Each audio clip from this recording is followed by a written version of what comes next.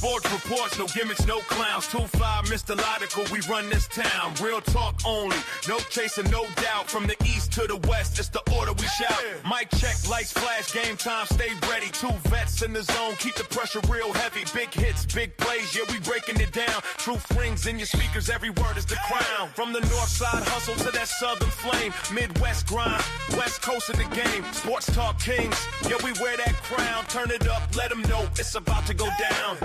Sports reports, no gimmicks, no clowns. 2-5, Mr. Logical, we run this town. Real talk only, no chaser, no doubt. From the east to the west, it's the order we shout.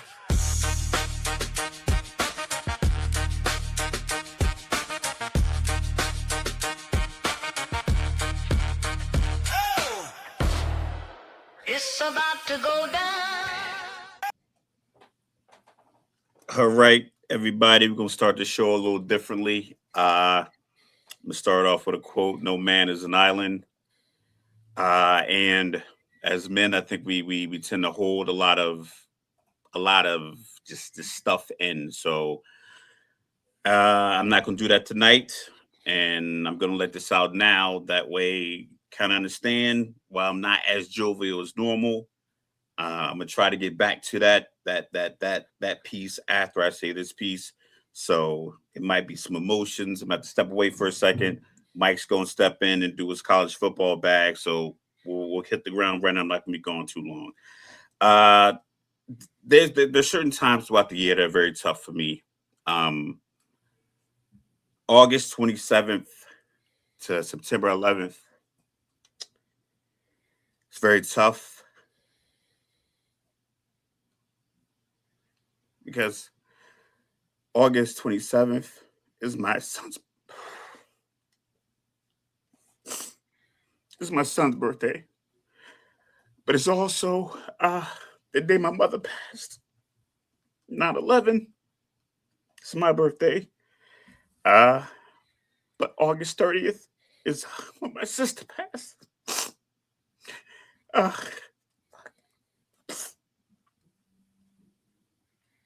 So my mother passed away when I was 12 in 94, a couple weeks before I turned 13. My sister passed away in 2000, like 3 months after I joined the Air Force. I had to come home for emergency leave, so I wasn't even there. So it's always a tough time. So I love birthdays. My father's birthday is April 9th in 2018. They told me he wasn't going to make it to June of that year. So every year birthdays come around, he's still around. I respect it. I appreciate it. Today is my sister's birthday. She would have been 49. And she's gone. She's not here. All right, she's been gone my entire career. She's never seen me raise a family. I'm wearing the RIP shirt for my cousin. His birthday is December 22nd. He passed away December 6th, 2014. He was in the hospital in DC. And I wanted to go see him. But I was too hungover from the night before in Jersey. I went to New York. So I couldn't even get my shit together now to drive down and see him. I copied his entire swag, man. Everything Kevin did, Ralph did. I got to see him, thankfully, 2 weeks before that Thanksgiving. That year, I hadn't seen him in a while. We had a great night, and I left. And the next time I seen him, he was in a casket. Like I said, his birthday is December 22nd. My daughter's birthday is December 8th, yesterday. My aunt's birthday, my mom's younger sister, birthday's tomorrow. My daughter looks like my aunt. My aunt and my sister were very close.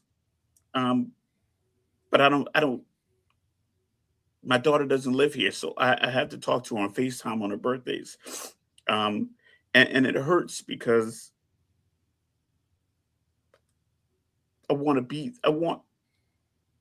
I think about what a joint birthday would look like for these 4 people are so important to me, and then including my mother. My sister both passed away from lupus. I got diagnosed with it in 2020. And tomorrow I have to get a brain MRI because I've been having like seizures or some shit. I had a couple on this show I record live. So it's like, take care of your health, man. Take care of your family. We're not above ground for too long, man. And it hurts when the people aren't there that you want there. And I miss them. And I have my family here. Yes, my father's still alive. I hope my sons are healthy, strong, smart. You know, individuals. My grandson's here. I have joy on earth, but man, it hurts. It hurts, man. This time of year and around my birthday, man, I'm not the same. And I just wanted to say that before we started. I'm gonna go. Tighten up, and I'll be back. So I just think even if it's only 15 of y'all like that watch this episode, man, it's 15 people that heard what I had to say. Tell 15 more. Just to take care of your health, hug your kids, man. Take care of your health, hug your kids. That's all I got. All right. Well, definitely thanks for sharing that, and the message is clear. Take care of your health. Go to the doctor. Get those checkups. Saying for sure. And of course, ask y'all to keep Mr. Logical in y'all prayers out there. All right. So I don't know how to follow that up or, how to get this started. So I guess, we're just going to figure it out. So, all right, here we go. Notre Dame versus everybody. So, of course, the playoff has been all the rage, the big talk over the weekend and everything. And this whole Notre Dame war with the ACC. For those of you that have been living under a rock, there's been a lot of war of words going on.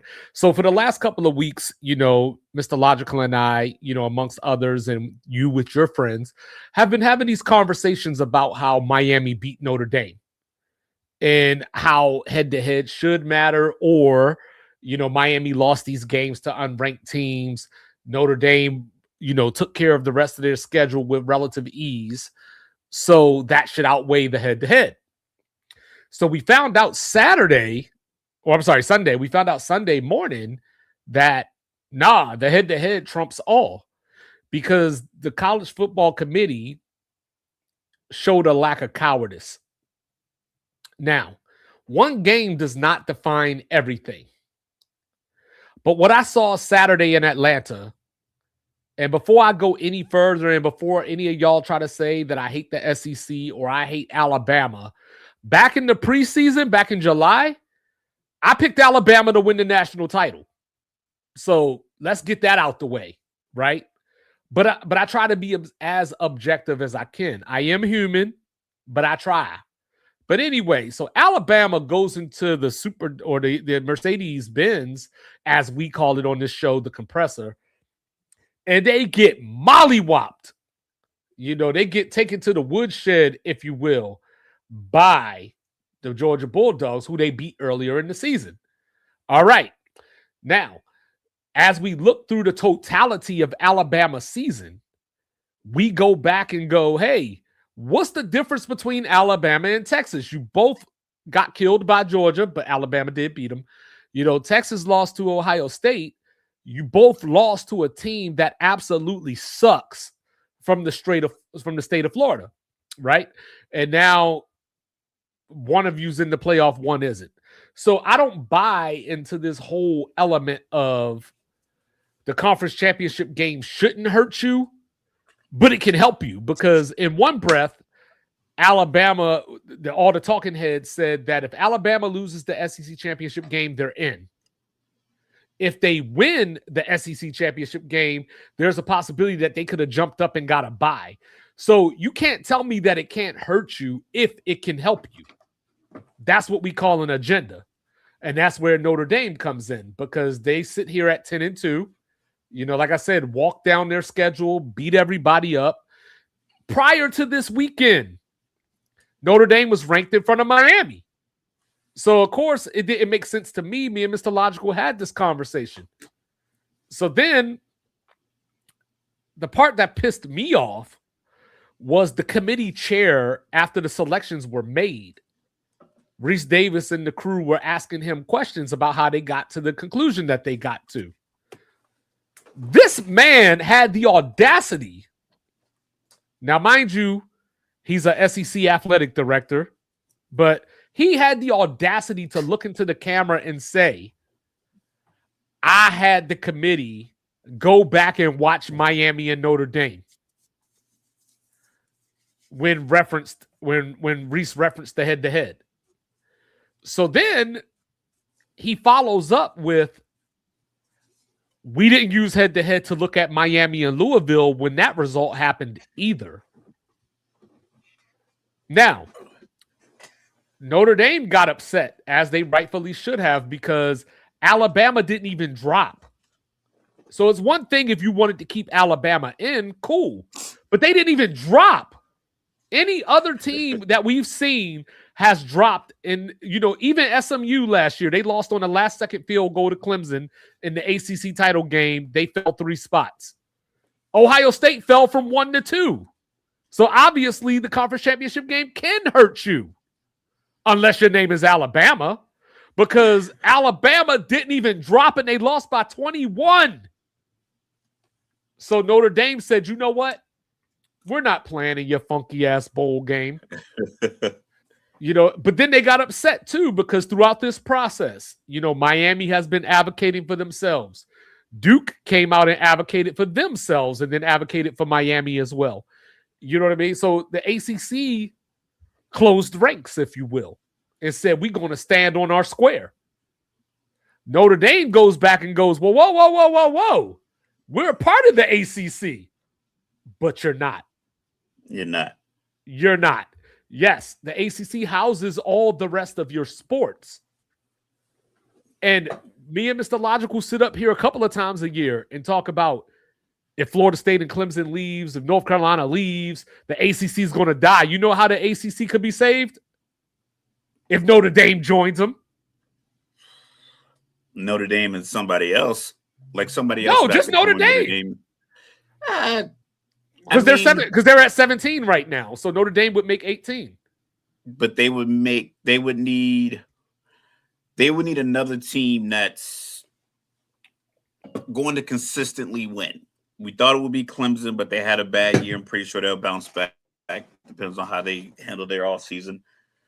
But I don't think the football pedigree in the ACC. I think the Notre Dame like having that elite status of like, we're independent, but we're also highly regarded. Like, we're regarded somewhere in that mix between SEC, Big 10, Big 12-ish, somewhere in that space. So they can kind of, if they excel at beating on the tomato cans, the copy Chris Broussard, they can move up into the Big 10. We'll make an exception for you. But the problem with Notre Dame and Miami was that the head-to-head occurred, and their other 11 games, you couldn't differentiate whose schedule was that much tougher. I think one was 42 and one was 44. So the committee should have never had Notre Dame ahead of Miami from the jump. You can have them ranked ahead of them because of the streak they were on or whatever. I think they were on like they went on a 10-game win streak. You can have them at 10 in the AP poll, but when it comes to you making a matchup for the college football playoff, you knew already that one team had beaten the other one, and their schedule was basically identical in the other 11 games. So 88% of their schedule was exactly the same. The only one piece was like the head-to-head matchup. Granted, it was early, but Miami was breaking in a new quarterback. Carson Beck hasn't had that crazy level of success. It's not like he came off a national championship and then went to a school like, Jalen Hurts when he left Bama and he went to Oklahoma. You can levy these expectations. He went from a school where he should have won a national championship and didn't, and then went to Miami for $4 million because his girlfriend went there too. So it wasn't like Miami was like the place he went to try to develop. It was like, I can go here and get a Lamborghini and a Porsche, get them stolen, but still beat Notre Dame. So I don't think they have a beef at all. I think they do, because, and I was team Miami in this situation. You know what I mean? But I think they do. because if you peel back the layers, and this is all like circumstantial and all that kind of stuff like that, but if you peel back the layers, who has the longest winning streak in the nation right now besides Indiana? Notre Dame. You know what I'm saying? Like, you know what I mean? And you know, and Notre Dame not only lost those 2 games, they were both the teams that are in the college football playoff, and they lost by a combined 5 points or 4 points, a combined 4 points. And on top of that, they beat Boise State. Why does that matter? Because Boise State won the Mountain West the other day. How many teams can say they have a win over a team that won a conference? So you got all that going. 5 teams can say they beat Duke, and none of them are getting a sniff at the. Well, one of them's in the playoff. Tulane's in the playoff. You know what I mean? Yeah, but they had to win their conference to get in. Just having a win over Duke wasn't the piece that got them over the hump. Right. Notre Dame's problem is the same thing they have every year when it comes down to it. If they don't go 11-1 or 12-0, they leave it up to other people's interpretation of their season. At 12-0, Notre Dame, like I said, you're in that space between Big 10, Big 12. I think you're ahead of the Big 12, and you know you're in the mix of the middle echelon of the Big 10. If you go 12-0, you're basically the equivalent to an 11-1 or 10-2 Ohio State. Like you have to have that kind of schedule because your schedule's kind of cupcakey sometimes. Well, that's where that just depends on how teams perform.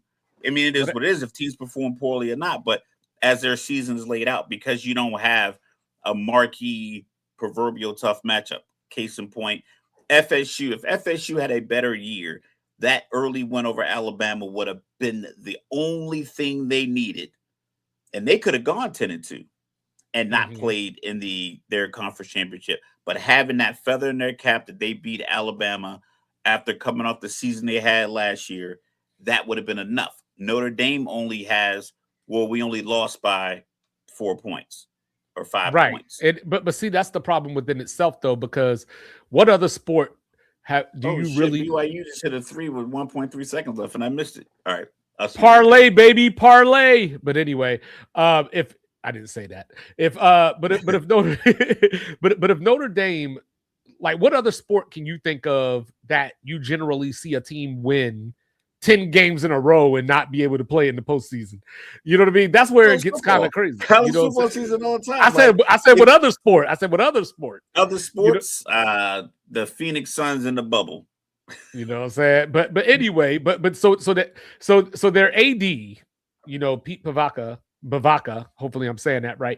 He went on Dan Patrick, he talked to Ross Dellinger, and these were his words, Mr. Logical. The ACC has done permanent damage to this relationship. Now, take it a step further. This scheduling agreement in football, Notre Dame plays 5 ACC teams a year. That started back in 2014. Since that agreement has went into place, Notre Dame's 55-12 against the ACC. So the 1 year when we had COVID, the 1 year that Notre Dame went into the ACC, they won the regular season title and lost to Clemson in the conference championship game. So from a Notre Dame standpoint, I'm looking at the ACC going, and I'm not saying that I agree with all this. I'm just saying that if I'm Notre Dame, this is how I'm looking at it. I'm looking at, hey, what does your stadium look like when we're not there? Now, what does your stadium look like once we show up? That's step number one. But that's on Notre Dame to make that determination that if they want to sell out all the ACC stadiums to join the ACC. But if you want to have your cake and eat it too, you got to make sure you don't drop the cake on the floor first and hope people don't notice it. You drop the cake on the floor by losing these 2 games that you. Granted, Texas A&M turned out to be better than we all projected, but hey, I had them in the playoffs. You should have handled business. I mean, those are your 2 proverbially your toughest games you schedule. You schedule them early to try to get a jump. Well, no, they have to see. I'm glad you said that because I was about to get into that. So that's the problem for Notre Dame. You know what I'm saying? Because I've heard people say things like, "Well, why don't Notre Dame there's the crowd that says join a conference, and then there's the Notre Dame crowd or pro Notre Dame crowd that will say, Well, why don't we just pull our sports from the ACC, put it in the Big East again, and, just for real, be a straight up independent? And you can't do that because when you get to October and November, these Big Ten, SEC, and all these big conference schools are in their conference schedule. You're not going to find 4 to 5 opponents to schedule you past October for you to fill out your schedule, So you got USC, So it's generally. the perk is you get to schedule 1 or 2 tough games. You get to keep your rivalry with a team that's up and down like USC or even like BC that's pretty much down right now. You get to keep that. You get a game in Ireland if you so desire. The Navy game. You get the Navy. You get all of these high-profile games. You have your own TV deal where you take that money. So it's like, if you're going to get all these checks, you need to make sure that you get players there that continue to get you guys to 11-1 or 12-0. Because when it becomes jumbled, you leave it up to judgment and interpretation. We all knew that Bama had a better shot even at 10-3 because they're going to say they were in the SEC championship game.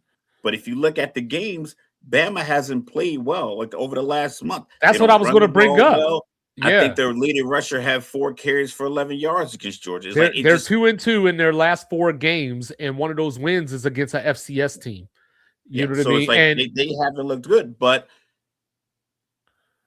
they were going to get the benefit of the doubt because the SEC has more NFL talent. The teams are the teams, and they play however they play out. But a lot of NFL talent comes out of there. And it appears to be a little bit more tougher because they end up. You know why I think they got benefit of the doubt? 3 good teams, 2 decent teams, whereas everybody else gets about 2 good teams and 1 decent team. You know why I think Alabama got benefit of the doubt? Because they didn't make the playoff last year. Remember, we were sitting here talking about them, Ole Miss, and South Carolina as 3 lost teams in SMU. They were 9-3. Yeah. No, I know, but that's what I'm saying. But this year, so I don't think that being in this situation, obviously this situation had to occur. So I don't think they were going to leave Bama out based off of we're not leaving Bama out 2 years in a row. And I thought they should have left Bama out just because, like I said, if they looked like a formidable opponent, because I hear all these names. Oh, Texas has a better shot than Tulane. JMU and Tulane have no shot. I would have taken Texas, Notre Dame, or Vandy. It's like, cool. But of the 12 teams, past 5, how many really, truly have a real shot? We'll get into that. Hold on. Don't jump the gun. We'll get into that. But they say it every year because they talk about, this team's going to get blasted. Okay, when it was 4 teams, didn't Bama and Stetson Bennett put up like 63 points or 55 points or something like that on TCU? 65-7. Yeah, TCU had just beaten Michigan, and then the next year, Michigan was the national championship. So it was like, sometimes teams are just better. Ohio State mollywopped Oregon last year. It doesn't matter what the name is on the front of the jersey. The matchup is still the matchup. There's still going to be blowouts. You can't just be like, because they're more likely to get blown out, they shouldn't get a shot. And then you put a team in that gets a shot. Did Tennessee look like they were going to win in that game against Ohio State at any point? I don't even think they won the coin toss. So it's like Penn State didn't look. So it just plays out that way. It's always going to play out that way when you're picking 12 out of 136 teams. 3 or 4 of them are going to be able to say, hey, we had a better shot. But you laid out the parameters. You laid out all the rules. The 5 highest ranked conference champions. It is not Tulane's or JMU's fault that the ACC didn't have a more formidable champion. And not only that, but it's the ACC. Well, I'll get to the ACC, but it's the ACC's fault because of how they determined their tiebreaker. They could have went off of, because there were 5 teams tied. You know what I'm saying? So they could have went off of who's highest in the CFP. And then we would have got Virginia and Miami. And then the winner would have been in anyway. You know what I mean? Like either Virginia would have got in or Miami would have got in as of being the ACC champ. And then we get it. But anyway, so as the conversation continues, if I'm the ACC, I look at this and say, hey, what up, Riz? Like, I look at this and I say, you know, if you make the playoff, Notre Dame, you keep all your money. So why would I advocate for you? If I got a chance to get my school's money through Miami or whatever other vehicle that might be, why am I going to advocate for you that keeps all your TV money? That's going to keep your playoff money. If you went to the bowl game, you know, you was going to keep because your... you can raise prices on tickets the week that Notre Dame comes. That's their logic. They're going to do that anyway. And now for the fact that Notre Dame turned down this bowl game, because I've seen a lot of people up in arms about that. You know, saying, I will have you know that from about 1925 to 1968, Notre Dame didn't even participate in bowl games because it wasn't championships. They say at Notre Dame, we play for championships. We don't want your exhibitions. So this is not new for Notre Dame. The only thing that changed was the reason. Yeah. You know what I'm saying? So if they would have said it up front, like, hey, if we don't make the CFP, we're probably going to opt out of a bowl game, I think people would have been like, maybe. But like Red says, they want it both ways.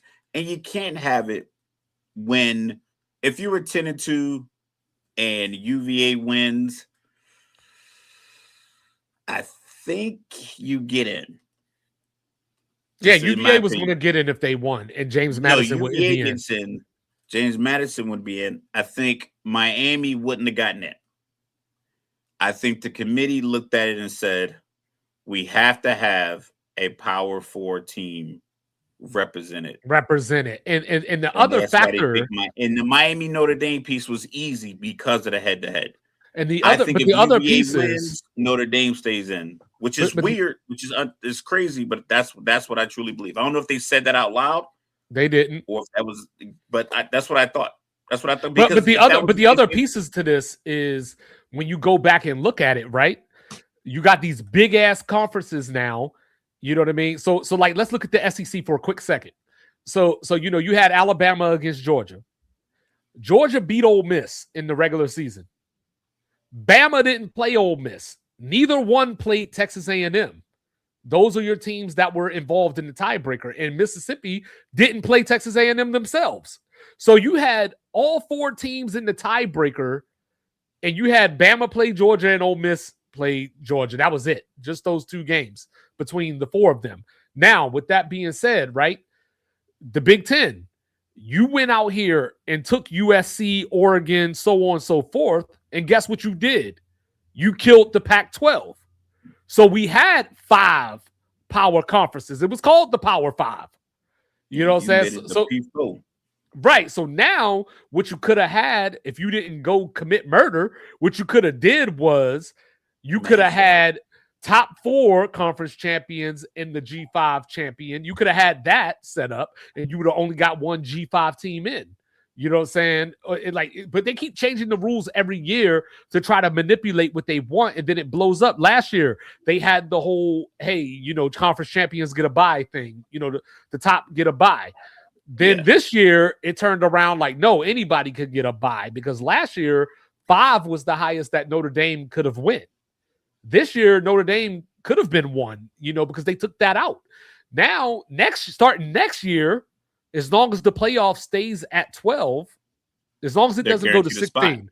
Yeah, as long as it doesn't go to 16, even if it goes to 14, as long as it's the top, you know, there's 14 teams in the playoff.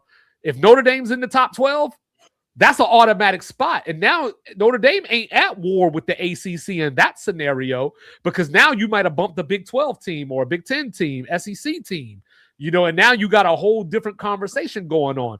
And that's the problem, because all the people that keep telling Notre Dame to join a conference, there's a reason that Notre Dame's not in the conference. Like today, we can say that Notre Dame's not in the conference because of money and they want their cake and eat it too. But Notre Dame tried to join the Big Ten in yesteryear, and they were told to go F themselves. And then that's how they ended up playing all these. Because I don't think anyone foreseen, however you say it. Yeah. That we would have these super conferences, and literally, realistically, I'm not understanding the reason for the super conference, considering the SEC. Why do you need? But the money was going to be there anyway. Nah, It's buddy. like The Big it's Ten is like this. getting $1 billion, bro. Yeah, but I think they would have gotten the billion anyway I don't think because so. if the Pac-12 stays intact, you want the TV companies and the people who call the shots monetarily. They have some leverage, but they also want to get left out. So the leverage is with the individual teams saying, "Listen, we want the best deal available." And instead of saying like, "Yo, all right, Big Ten, you got to get USC," it's like it doesn't geographically make sense. It just doesn't make any sense. So it's like, no, Pac-12, you lobby for your deal and whatever deal you get. Because if if I have 10 teams in my conference, we'll do simple math, and we're getting $100 million and we divide it up evenly, we all get 10 million.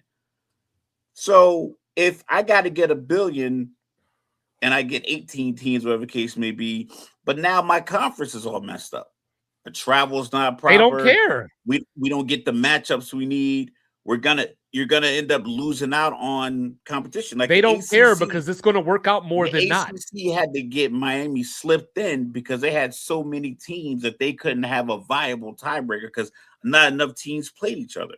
But if you had 10 teams and you played the minimum number of games to get to 12, then you can really judge them and you can really pull the top teams from each conference. Because basically we talked about Ole Miss. Ole Miss lost their coach. They're probably going to have some players potentially opt out, but since they didn't play in the conference championship, they get to stay in.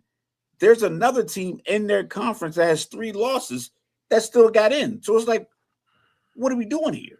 Right. And we'll get to that. What's the rhyme and reason behind it? So last question, because I don't want to stay on this too long, but so last question before we move on.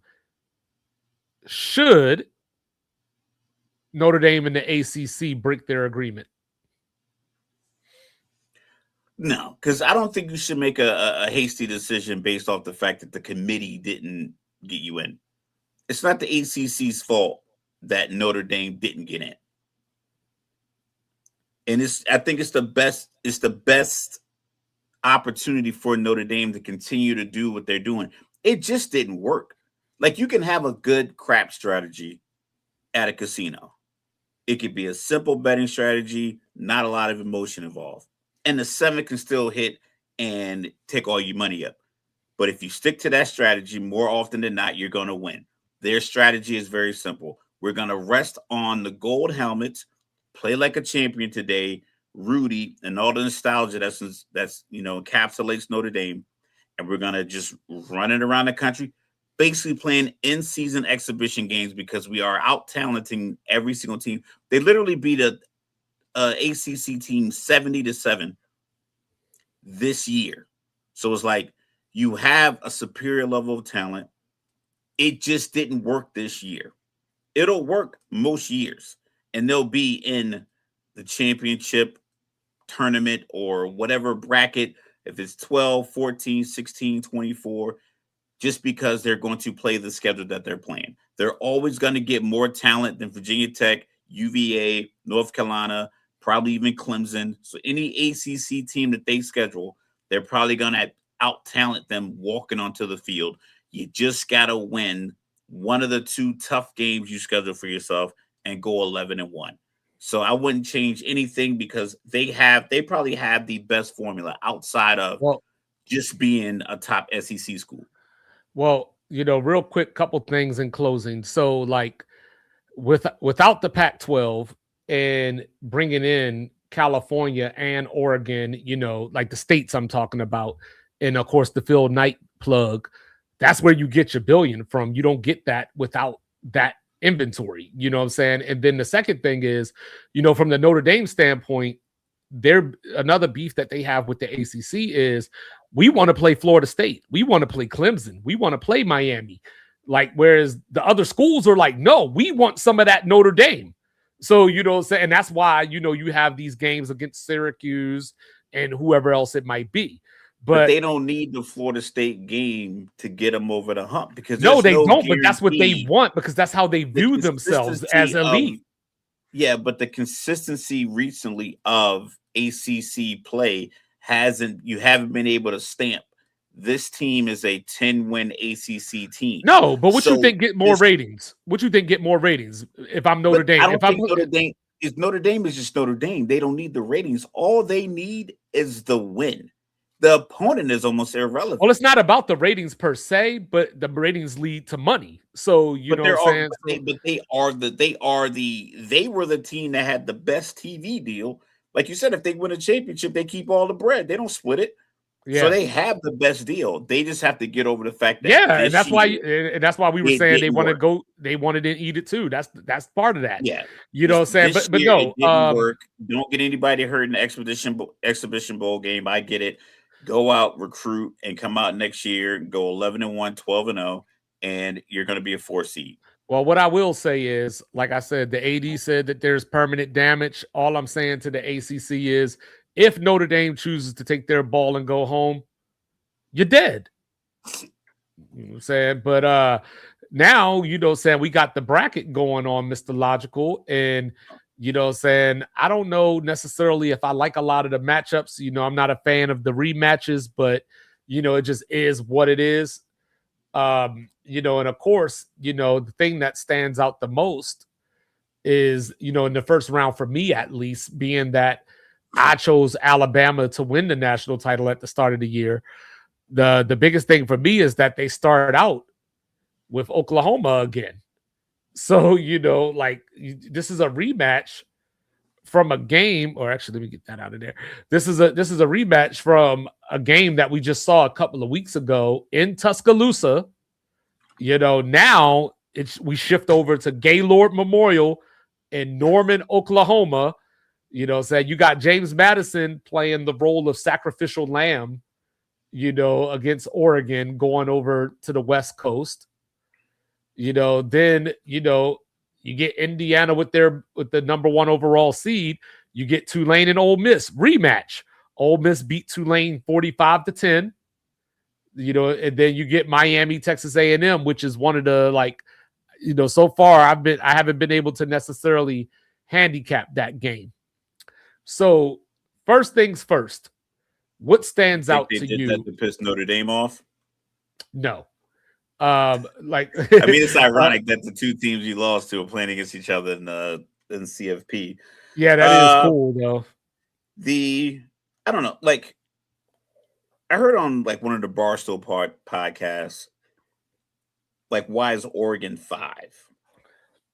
Good question. And it's like it might be one of those situations where, like in previous years, we would say the same thing about Notre Dame. You just didn't blow up your position. You didn't blow your spot up. No, we should say that, like, yo, don't blow your spot up. So as long as you just kind of play your role, it's like we in the military. If you're that guy that got the work, uniform was ironed, you knew enough, you put enough work in, and at the end of the quarter, when they were looking for people to write quarterly awards for, it was like, yo, Wilson's a solid guy. Because you didn't come in late. Know what I mean? No one had to come to your dorm. Like you just did everything that everybody else did, except you didn't create any negative chaos around yourself. So when they get boiled down and we're trying to figure out who's going to get the award, yeah, Wilson's been pretty solid. And I think Oregon's been like, yeah, we've been pretty solid. We haven't clamored for anything. We didn't have to play in the Big Ten championship.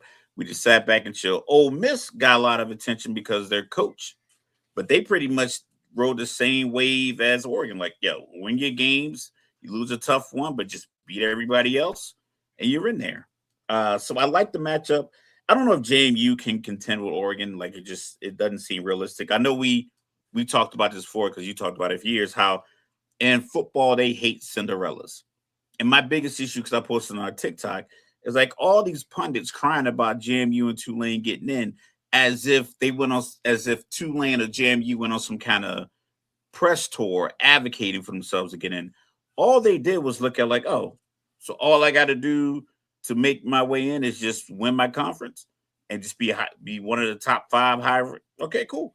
I'll just do that. So if one of those guys was 6, they wouldn't be like, yo, we should be 5 because they understand the parameters. But it seems like all these other pundits are just upset that somebody else earned their spot based off the rules. And it's like, oh, because I don't like the way it looks. Yeah, they're Somehow gonna you change that violate. shit next year too. Yeah, because you don't like the way it looks. I gotta suffer because you don't think I deserve an opportunity. We've been seeing a lot of that recently in our society for some reason, but it seems to be a lot of the same people and a lot of the same groups that have very staunch opinions on the underdog getting an opportunity. But we don't need to keep it political. So Jam, you might get smashed if Alabama can learn to run a simple stretch play and seal the edge and can run the ball. Oklahoma might get smashed. And I think you Texas A&M, Miami. That's probably going to be your best game. The 6-11 and a 5-12 matchup might be. It might be there might be blowouts, but like I said, if you're only going to pick 12 out of 136 teams, when you were picking 4, you were picking 2 for years, and everybody was kind of good with that. And then you were picking 4, and it was like, we can live with that. And now you went to 12, but you don't have if they had a 2014 one, it makes sense. They could be playing playoff games as of last weekend. We wouldn't need this whole rigmarole. See, I probably not that it really matters from that standpoint. You know what I'm saying? But I would probably have A&M at 5. I think dropping them down to 7 is just a gross overreaction to the Texas game because they lost their last game of the season. So it goes back to that whole, are we looking at the whole season or are we just looking at where we are in this moment? But and the answer to that question, unfortunately, is it depends on the team that we're talking about. Because we talked about Alabama and their 2-2 stretch, their injuries all over the place, and it didn't matter. But in the A&M scenario, I'm looking at it as if it matters to them, I'm like, hey, I beat Notre Dame. You know what I'm saying? I wanted to, it is the stupidest part about the playoff is probably that if Notre Dame would have beat A&M but lost to USC, Notre Dame would probably be in. You know what I'm saying? That's how dumb and fragile the playoff is. You know what I mean? But then as we look at this, if I'm A&M, I look at Miami and I go, that's not a bad matchup. I would love to have played James Madison or Tulane, but this works for me too because it's at home. You know what I'm saying? But where I do have the problem is the potential next round, because if A&M does win that game, they go play Ohio State at Jerry World. And we, like I said, it's one. I think his name Brandon something. One of these guys from Barstool's a blonde guy. Brandon Walker, yeah. Brandon Walker. He yells a lot. I don't agree with everything. Yeah, hold up. Before you even go any further, I got beef with Brandon Walker. Like, I love listening to Brandon Walker. He's entertaining. He's funny. I will never take that from him. But he started all this you don't know bullshit. Oh, so people, he's that guy? Yeah, he's the center of that. Oh, well, shit happens. But I like what he said because we talked about it before because, like I said, I am not a fan of the big super conference because I understand that the money and the figures are crazy. But I think the money and the figures are crazy even without it being $1 billion. I think a $500 million TV deal split amongst 10 teams is crazy, which is what most of them already kind of had in place already. I think they were like, so it was like 300 and somebody renegotiated and somebody had a 4, then somebody had a 5 or a 6, and then we had the Big Ten network. So it was like the money was already creeping up. And it's like we just microwaved it, and now you have all this extra fluff on your teams. So he was like, let's go back to the regional stuff. We talked about it with Jay Paterno last week. It was like, will the regional games, the regional conferences make more sense? And I think if we went to that, you could probably do a better bracket. You could probably go to 8 because you could just take the top 2 from your, like if the SEC is just far ahead of better than everyone else. You take two of them, you take one from here, one from here, one from here, make 8. Bada boom, bada bing, we're all good. But if you have USC in the same conference with Maryland, then now you got to figure out how we map this out. But they talk about the kids and the transfer portals ruining college football. It's the money grab. It's the money grab that has all these conferences at 16 to 18 teams. It's the money grab that has Ohio State. We got a guy on TikTok saying, like, look, you don't deserve a bye. You could get a bye, but meet me in Columbus. Most of these upper echelon schools, their stadium seats more people than most NFL stadiums. So if you played a college football playoff game at MetLife, I think the capacity is like 70,000. And like that 70,000 is like, it's not a very wide area because it's like literally in a parking lot and it's kind of built a bit more straight up. Whereas like Ann Arbor, 110,000 people, it's like a bowl. It's like a real bowl. And there's no like lips. It's just the seats are up and you could like see down. Same thing in Pasadena. It's like, it's just one open area. Everyone can see the whole field. Those other stadiums got balconies and overhangs. They only seat about 70,000 people. So Ohio State is going to lose out on potentially having maybe 70,000 to 30,000 advantage on fans, maybe even like 65-35 for their home game because they're the number 2 ranked team because they're going to be in Texas, whereas like it might be 50-50, but I would rather have it at home. And I'm pretty sure the seniors would rather have it at home. I'm pretty sure the staff would rather have it at home. There's no reason for it to be in Dallas. Right. So, of course, Georgia, could get a rematch in the second round, assuming that Ole Miss beats Tulane. That'll be in the Sugar Bowl. So, not so egregious. You got 2 SEC teams playing in a SEC area, closer to Ole Miss, though, but Georgia fans will get there. Then, you would have Indiana as the number 1 overall seed play the winner of that Oklahoma-Bama game at the Rose Bowl. So, so Indiana already not a, top tradition type school, you know what I mean? Having to go out to California, Bama or Oklahoma, either one, their fan bases are going to dwarf Indiana. You know what I mean? Yeah, but because of that far away, if they want to pack that stadium and you're going to get a team from the furthest Eastern Midwest team in Indiana and then an actual Midwest team or even a down south team to play in Pasadena, California, those tickets can't be $1,000 a pop because the flight's already going to cost. So if you want to sell that stadium out, which is an old stadium, it's historic and it has all this cachet. If you don't want people seeing those concrete seats on TV, you're going to have to really like sell out that stadium and really make the prices work. And then maybe you get your Indiana fans there. But if the prices, if the flight from Indianapolis to LA is crazy, you're not going to have that many fans there. Right. And then, of course, you got James Madison, Oregon playing up in Autzen.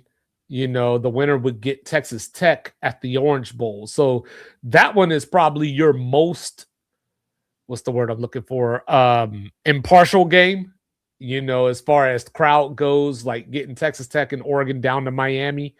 So, that could be interesting. Whoa, but I think you just already writing off JMU? I said if you get Texas Tech and Oregon. No, I'm actually not writing off JMU. You know what I mean? Dan Lanning is not necessarily a big game coach in that way. Like, back in the day, you would see like Urban Meyer, Nick Saban, whoever, and you're like, oh, this is a big game. His team is going to come out firing on all. Dan Lanning's not like that. Like Dan Lanning, usually that happens when you give him the motivation. You know what I mean? Like if you say Oregon, yeah, you got to post something. Like remember Oklahoma State earlier this year? The one guy posted about their NIL, like, oh yeah, like everybody doesn't have Nike money or whatever he said. And then they came out and put the boots on them. You know what I mean? But if you just let sleeping dogs lie, Oregon will keep you in the game for a little while. So that comes back to your original question, or your original statement about Oregon being the 5. And my response was why? Because when I look at Oregon, I don't know what they did this season. Like granted, when they went and played Penn State, okay, cool. Penn State was top 5 at the time. We didn't know what was gonna. Like 2 weeks later, we didn't know what was gonna follow that. So I don't want to penalize Oregon for that. They went into the whiteout, and Jay Paterno said it. Dante was a assassin that night. So Oregon went and won that game, but then Indiana came into Autzen and pushed them around.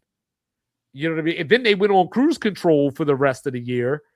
And, so like, I don't know what Oregon did. Maybe you could give them the USC win, but I don't know who Oregon beat that I'm looking at and going, I definitively know that Oregon is one of the top teams in the country. And that goes back to your point about the power conferences, because Oregon didn't play Ohio State this year. They didn't play Michigan this year, so, I don't know. Because what was the original? The CFP goes through 25, 26, 26, 27, and then the revamp can happen 27, 28. I think the revamp is after next year. Next year. So, so we're going to play 26, 27. We're going to have a very similar conversation. No, actually, no. This is the last year because because next year that Notre Dame clause kicks in. Oh, so they can bump it up to 14 if they want. Yeah. Well, I think if they did that, you're still going to have Vandy and Texas still on the outside looking in, or you'll have BYU and so it's all. And BYU's the one being forgot about. You know what I'm saying? Like not saying that they deserve to be in. Or with 11-2. Yeah, 11-2. Not saying that they deserve to be in. Texas Tech is the 4 seed, so that's their argument. And then they beat Utah. And Texas Tech beat Utah. So Utah and they beat Arizona, you know what I'm saying? So they got 2 ranked wins. So they beat a 10-win team and they lost to a 12-win team twice. 12-win team twice. So now, granted, they got their ass whooped both times. It wasn't close. So if you had closer games, maybe you could make that argument. But the ass whooping thing goes out the window because you go 28-7 for Georgia, right? Georgia over Alabama, right? And we talked about and Alabama lost to Florida State. And they haven't looked good over the last month. I don't give.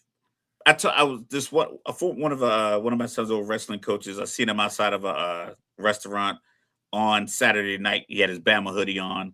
I'm like, this is right after that text you said, I think they're out. I saw him. He was like, you think we're good? I was like, I don't know. Like, I mean, I know they want to get you in. But he's like, man, I think we're good. It's like they beat us. We beat them. Now we will get an opportunity to potentially maybe get the rematch. I'm like, all right, if that's the logic. And I think his logic just had me and him having that brief conversation outside the restaurant. Like it probably resonated in the committee room. Like, you know what? They're 1-1 on the year. Let's see if they happen to match up again in the playoffs. So let's get Bama in. We figure let's get them a get back. But like I said, that's a different set of parameters for each pocket of teams had different parameters. It wasn't unilaterally the same. The only thing that was really locked in was the top 5 ranked conference schools get in. The other 7, all opinion. throw spaghetti against the wall and see if it sticks. You know what I mean? So it's like that was pretty much how it goes. But that's how it goes every year. So for this post-committee outrage to occur, it's like, were you guys not around last December? Like, it's the same thing. The BCS was the same way. When there was like 3 teams, it was the same way. Then that's when you had your at-large. It was like, cool. All right, Utah, you went 13-0, 12-0, 13-0. Cool. We'll give you the Sugar Bowl. You could play LSU or Utah. Hey, Hawaii, you had a good run. We'll give you this big bowl game. You get you guys on the big stage, but we're going to leave the college, the championship opportunities to Clemson, Alabama, Georgia, and LSU, and you guys will figure it out later. But and that's just the way it is. So the outrage is hilarious. But that's the conversation for another day because the bowls are just obsolete at this point. I mean, don't get me wrong, I'm gonna watch all of them, but you know what I'm saying. But like, not only did you have Notre Dame turn down the bowl game, You had Kansas State and Iowa State turn it down. And then they said, hey, now we don't have enough 6-6 teams, 5-7 teams. Auburn turned it down. Baylor turned it down. Kansas turned it down. FSU turned it down. Rutgers turned it down. Who's Rutgers? Who does Rutgers think they are to be turning down bowl games?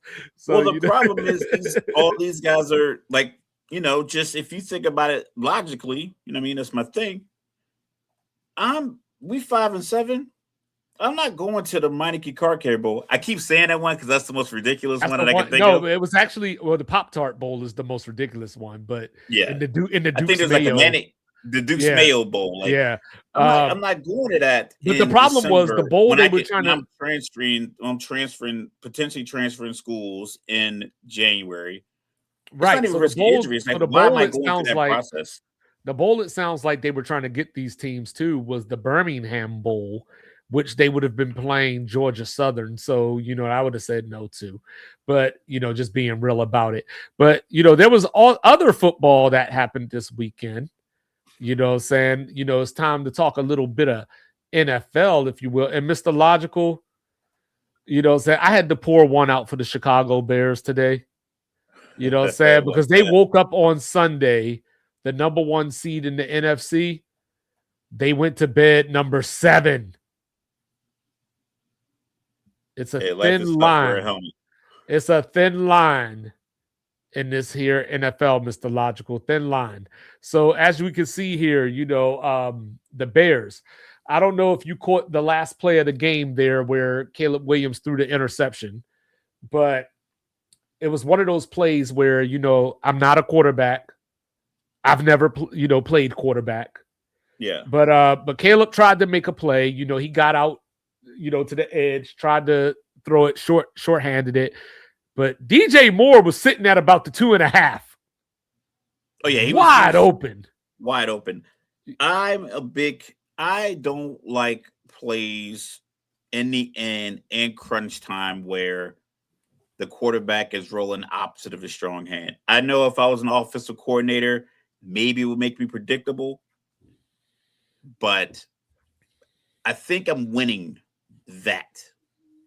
I think more I'm times winning, than not, yeah. More times than not, I think I'm winning because the pump fake, tuck it, opportunity, run with the ball. I think it's just stronger going to the quarterback's strong hand in those kind of tough moments, even if it's predictable. It's like dudes can still get open. Like guys know what they know Detroit's favorite 45 plays. They know Green Bay's favorite plays. They know the Philly tush push. These guys have watched enough film to see, like, okay, this is what they like to do out of these formations. So it's not like you're gonna surprise them. Sometimes you just gotta win. And I just think putting your team in a position where, like, everything is going strong to the strong side. I just like that better in those pressure situations. Like I said, because I talked about this before, I think everything needs to go well on Sunday for Caleb Williams to be good throughout the week. I don't know if he shrugs off a loss the way, let's say, who's like, it was like you could tell they had like a very short memory. All right, like Baker Mayfield. I think Baker Mayfield, the way he's kind of got jammed up throughout his career, going from number 1 pick to kind of being bounced around, I think he shrugs off a loss probably by Monday afternoon, maybe.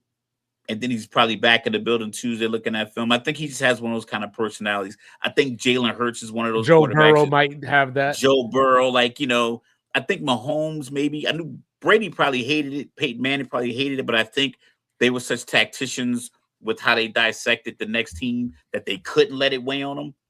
But I think some guys let it weigh on them week after week after week. Probably younger players. I think Caleb Williams is one of those guys that's like, all right, I can't make the same mistake I made last week.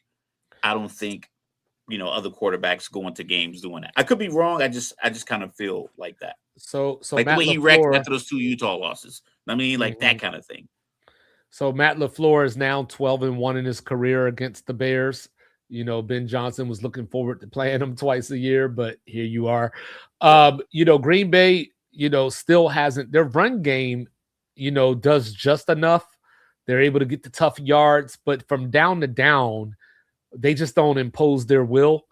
We got the guys out on the edge last week, and Jordan Love made plays.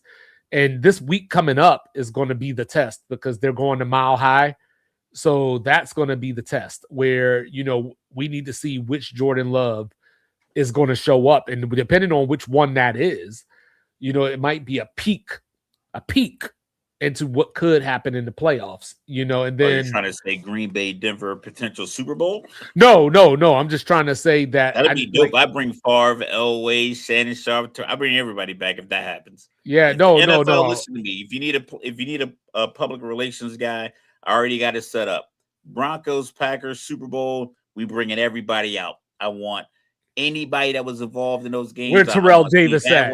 Terrell Davis, Steve Atwater. I want all of them. Everybody on the sideline with the hoodies on from 1990 something. Like, we want to sell the spectacle. I know Dorsey Levin's out there watching, but we've been talking about how Jordan Love week to week is the whole life is a box of chocolates, and so I want to see him against this defense, because this is the type of game where if Green Bay has true championship aspirations, he has to make the plays in this game because I don't think they're going to be able to run the ball effectively against Denver. But the Bears, on the other hand, Mr. Logical, you know who the Bears get this week? Let me see. Let me pull it up. No, don't look. They get Shador. That's must-see TV. They flexed it to Sunday night? No. But they should. But speaking of Shador, how about that game the other day against the Titans? Now, I saw people out here talking about, yeah, but Cam Ward's team won. Yeah, exactly. Cam Ward's team. I've never seen like Cleveland give up that many big plays. It wasn't even like, I get it. Like if you got a guy downfield and they drop a great route and he gets beat, it's so many elements that have to go right. But ultimately, the ball in the air, one-on-one, if that guy catches it and the corner misses a tackle, that's a big play. I get that. But Pollard was running through the line untouched. Granted, they were triple teaming Myles Garrett a lot. But he was running through the line untouched, cut back across the field untouched. Cam Ward shaking off, safeties to throw the ball away. The score of 31-29 for those two teams, 60 points. I'm imagining, I don't know what the pre-game bet was, but I can't imagine the over-under was more than 42 and a half. If I remember maybe correct, 43. No, if I remember correct, it was actually in the 30s. Yeah, so for them to go 60 and for it to be entertaining, I've seen a lot of stuff, and I get that life goes day by day, hour by hour, week to week, whatever the case may be. But people, like the emotional swings that people are going on. A fifth round pick outplayed the number one pick. Shit happens. They played a good game. The over-under was 33 and a half. Okay, well, they damn near doubled that. But we got to talk. Great game. Yeah. What's up with that 2-point play? 2-point play. Okay, so why were they even going for two to begin with? All right, here we go. Here, I'm gonna play devil's advocate because I remember Atlanta did this a few years back, and I think since we started saying the word analytics, guys started doing this, and you're down 14 with the ball, reasonable time to the fourth, nothing crazy, 8 or 9 minutes. You got the ball, you scored a touchdown. Right. I think people I don't know why the analytics says this, but you go for 2 there. And if you make it, you're down 6. You get the stop, get the ball back, scored late, you kick the extra point, which maybe they think is easier. But the extra point is a 32-yard field goal. Besides the fact that it was snowing and all that too. You got the snow, you got the weather. So I think it just takes the pressure off the coach for going for 2 and the win. I don't understand why it does or why they think it does, because I'm like, listen, depends on where you are in the season. If they would have scored that touchdown, they were down 31, like they kicked the extra point, and then Shador scored that touchdown, then it's 31-30. Just go for 2 then. Right. You know, it's like set yourself up to where you can go for 2 in the win. Because right now you're going for 2 in the hope you get a stop and you don't like. What if they scored again? And Right. it's like so. It's like it just kind of like it Especially since you nullifies your didn't whole get it. plan, and you didn't get it. So it's like nullifies your whole plan. But this lends itself to this conversation you and I had before, and I was talking about it this week. And sometimes I go on these rants at work, and I forget them before the show. So I text you, and I text the guy I was talking to. People are mad that they took Shador out of the game on the Second reverse 2-point conversion. Yeah. and Judkins, and I think he was probably trying to sell the run. He just sold it for like a step and a half longer than he needed to. The play probably would have worked if that receiver that was coming the opposite way is left-handed, because I think it's probably looking for like a Philly special kind of thing. Because my son's high school did the same thing. We did it with a right-handed tight end, and then we did with our running back one time, but he's left-handed, so he was going back the other way. So if he saw it on film one way, now he hits you with a different player, different jersey number, everything else, different direction, and he's left-handed, and it worked. It worked both times. But sometimes you need to have somebody in the headset that say, nah, no. It'll work, yeah. But so will a handoff to Judkins. He's fast, he's strong. We've seen his Ohio Tape State. You've seen him just either run the ball or get it to one of our 2 tight ends who've both caught touchdown passes from Shador today. Or how about have Shador throw the damn ball since it was so effective? That's what I'm saying. It's like both of those guys, both of our tight ends caught touchdowns from Shador today in tight coverage inside the red zone on out routes that had them in man-to-man coverage. Yeah. So run it again, and you live and die with it. So the Browns outgained them by 120 yards. And you know what's cool about this game is now that Tennessee won that game, it knocked them from the number 1 pick to the number 3 pick.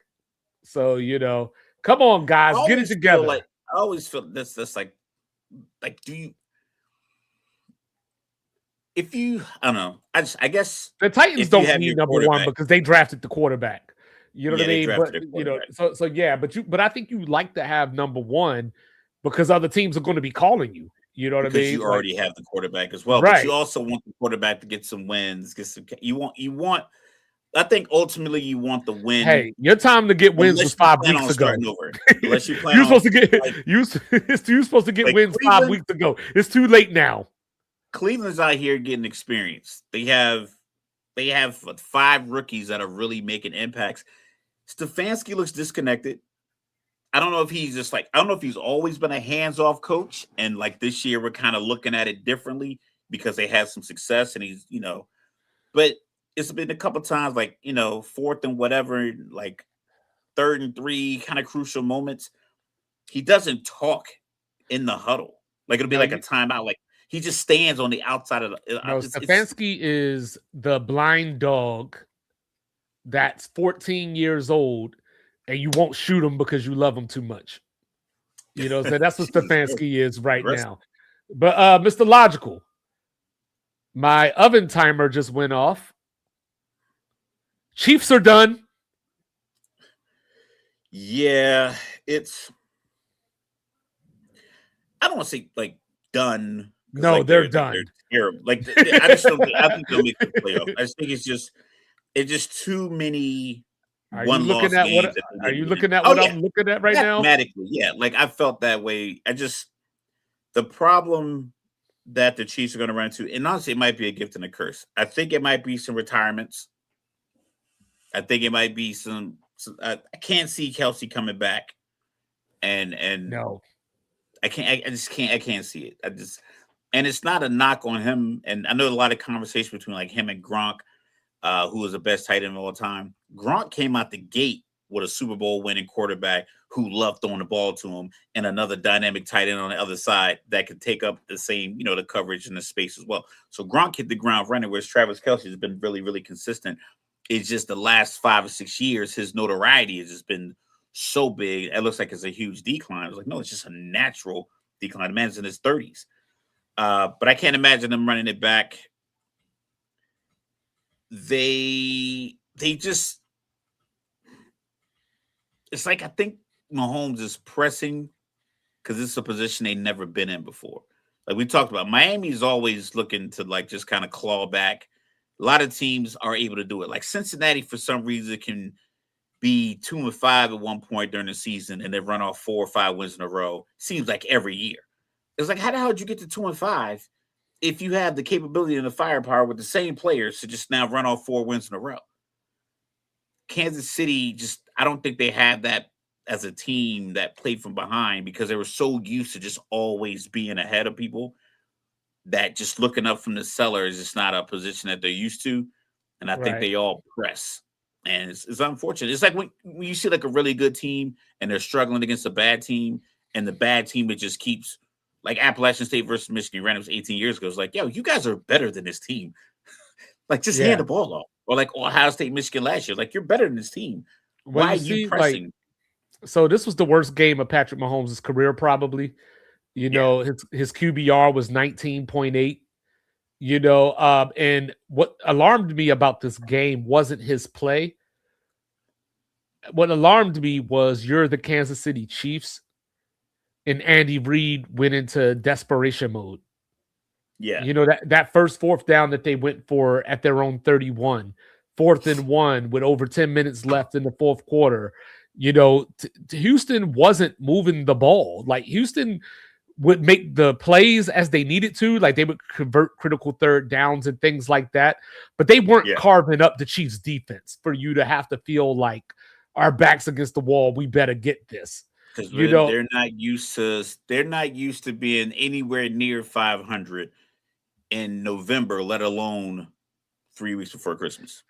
Yeah, like he changed it to his Dan Campbell costume and then decided to go for 4th down again at his own 41, you know, which gave the Texans the field goal that pretty much ended any chance that they had.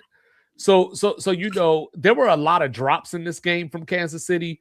You know, their receivers didn't get a lot of separation, which was surprising. Like, I know the Texans have a good secondary, but you figure that Worthy or Rice could get free at least once, you know, where you could make a big play. And even when they did, the few times that they did, they dropped the ball.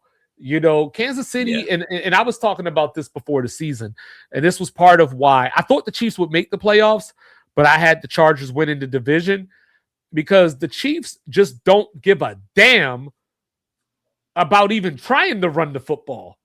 Like, you know, like we've been talking about this for years. Like you got Pacheco, you know, Hunt has added a little bit this year, but you need something that you can rely on, and you don't have it. And when you're playing against a team like the Texans, you have to keep them off balance. You can't let them get situated into a defense where they feel they know what you're going to do. What's coming. Right. And you know, like their that could work. Offensive line problems have baffled me too, because it's like, I know Mahomes has a very team-friendly deal, so I don't think they're in like salary cap hell. But I'm not sure why the offensive line, because Joe Burrow gets hit a lot in Cincinnati. It seems like he's always on his ass. So you feel like they're addressing offensive line. Caleb Williams used to run for his life. They're like addressing offensive line.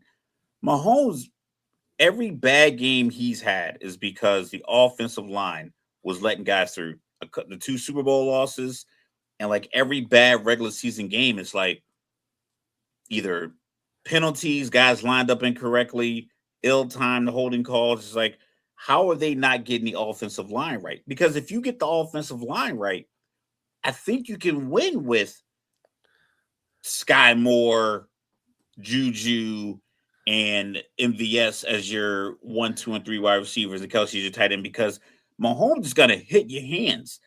But he's been so antsy in the pocket. Every tough game they've had this year, it's like, I think you had a half second longer, Patrick. I think you had maybe their line has been beat up too and injured and everything too. So it's not guys that he regularly plays with a lot too. So like, I think that matters too, knowing who's in front of you and having that belief, I guess. In the start, like the start of the year, they weren't really gelled, and then guys were like coming in and out of the lineup. They lose guys in free agency a lot. So it's just, Yeah. But that's probably like a byproduct of your success. When you're a successful team, we talk about teams that win the Super Bowl and teams that lose the Super Bowl. They tend to lose a few free agents because it's like now my agent and myself, we have a leveraging piece. Yeah. I helped you win a championship. This was my overall PFF rating. And, the Houston Texans are willing to spend $17 million a year on me, whereas you guys are telling me 13.5 is the highest you can go. I'm out of here. And I think that's a byproduct of being successful. So you're going to have a down year. I think it might be good for them to sit still, miss the playoffs, and, regroup. Because as long as you have 15, you're good. Even if you lose Andy Reid, I think Matt Nagy can keep you around 10 or 11 wins as long as you have 15. If you get the line square. If you get the line squared away, you're good to go. Philly, I watched Philly yesterday. Jalen Hurts just giving the ball away like it was Thanksgiving in Harlem. Like Nito Brown. I don't know. The thing that's weird about Philly is that there's no reason they should be losing because they're a good team. They shouldn't be on multiple game losing streaks because of the talent they have. The play that Saquon broke for the touchdown, yes, Malata got away with a hold. I'm looking at it like this. Hold more often. Because if one hold is what broke him for that, fuck it. Do it. Because, when you block straight up, he's getting 0 yards. And if you hold and they don't call it, he's getting 50. So I'm like, I'm going to roll the dice and just maybe grab a little bit more if necessary. I don't know why they thought that was like a tush push. It clearly looked like it was going to be a handoff. Like they weren't even standing the same. So there was like a clear handoff. I like to play. I think Herbert is trying to cement himself as one of the better quarterbacks in AFC. Playing hurt, like he said, I'm never going to play through an injury that other guys play through all the time. So I'm like, I can't sit if guys are out here getting taped up, bandaged up, fingers taped together, wrist taped up, knees taped up, back shut up, so they can go play. Pause. So he was like, he figured he'd do it as well. But I didn't like the RPO there. I think it's just too far. I think it's too tight of a space for that kind of pass. And I think the RPO to me has to be a little quicker. It has to be where the fake and the pass can get by a guy if he just turned his head the wrong way. So the fake they had, he still was kind of rolling out, which allowed the corner underneath to reset his feet, reshuffle, and I think it has to be where it's like the fake is this way and the ball comes out immediately on the backside where the guy's he turned his head and he just turned the wrong way. But if you allow guys to kind of just get underneath that coverage, I think it's just a tough spot to put your team in, especially when you're in the scoring zone. Like you were moving the ball, and I think they keep it on the ground or they keep it, just close to the line of scrimmage. They win. They had plenty of time. I think they had 3.5 minutes left. I think you had plenty of time. I think that the Eagles need to get back to basics. We were talking about Ryan Day and how he was losing those games to Michigan because he kept trying to prove that I'm tougher than you. I feel like the Eagles are losing some of these games because they're trying to prove to Cam Newton that Jalen Hurts is a good quarterback. Like Jalen Hurts is throwing way too many passes, and especially in games like this, because this wasn't the formula that got you to the Super Bowl last year. That's the problem, is that they're not the Eagles. They're some other team wearing green. And they're the Madden version of the Eagles because you have all these pieces. You just because for me, if Jalen knows how to get down, he doesn't take hits. So call more quarterback runs. That way it opens up for Saquon. So when you do the fake, because the RPO is only dangerous if the quarterback is going to eventually keep it and run. I don't think Jalen runs with it enough. And I know that's not his job as a quarterback, but I think 3 times, you do it on first down, you run, you get 3-4 yards, you get out of bounds. I think the next time maybe the linebacker leans the wrong way, and Mailata can get from his, up to the second level, and Saquon can slide in behind him. I think you have to give him a different look. And I don't know if Sirianni's out here trying to say like, yo, I'm a Super Bowl winning coach. I've been to 2 Super Bowls in the last 4 years. We were out playing the Chiefs until we got, to the second half. I'm going to show you that I'm also a smart tactician and strategist, whatever the case may be. Instead of looking at your team like, yo, you have pretty much all the dudes who won national championships for Georgia on your defense. You have some of the most dynamic, free safety. You got safety corner hybrid in Cooper DeJean. Like, you have dynamic playmakers. Yeah, I did enjoy that white on white violence. I did enjoy that white on white violence with him and Lat McConkey. Yeah, sometimes you got him, motherfucker, and I think with Sirianni is like, once again, it's the same conversation I had with the Browns. I'm not sure who's in the ear of these coaches that says, yo, keep it simple. KISS method. Keep it simple, stupid. Like, why are we trying to complicate this? Look at our O-line. It's big and strong and super athletic. Jordan Mailata was a rugby player. Like, let's get these guys in a position where Saquon, if you get one good block on the second level, it's 12, 15, or 50 yards. Right. And it's like, how will you not? Like, I'd have A.J. Brown come in motion. Like, yo, I need you to get a block at the line of scrimmage so we can spring Saquon, so we can get you open over the top. But yeah, is it something with Philly? Is like they're not operating as if they have a team that is as dynamic as they actually are. So Chargers put the Chiefs out their misery this weekend. Speaking of misery, poor Danny, man. Poor Danny.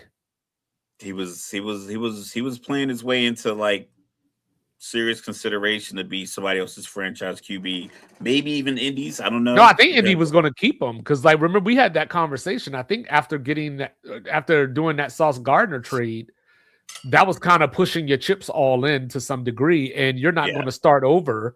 You know what I mean?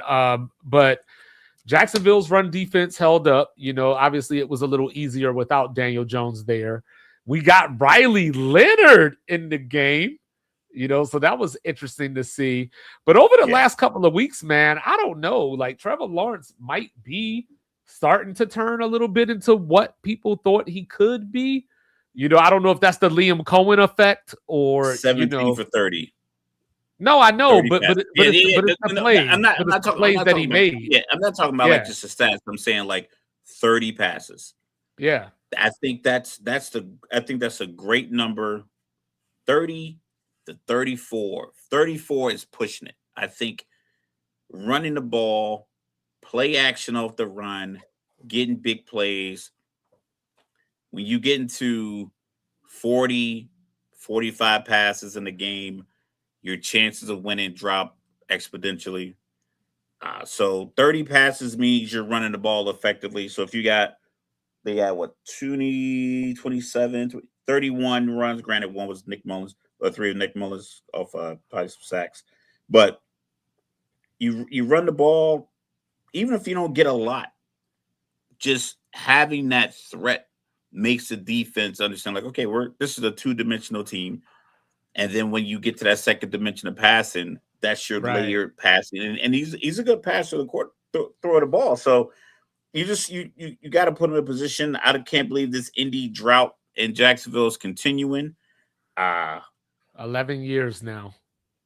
It just doesn't seem like a thing that should happen in the NFL, considering all of the turnover, the multiple coaches and players on both teams.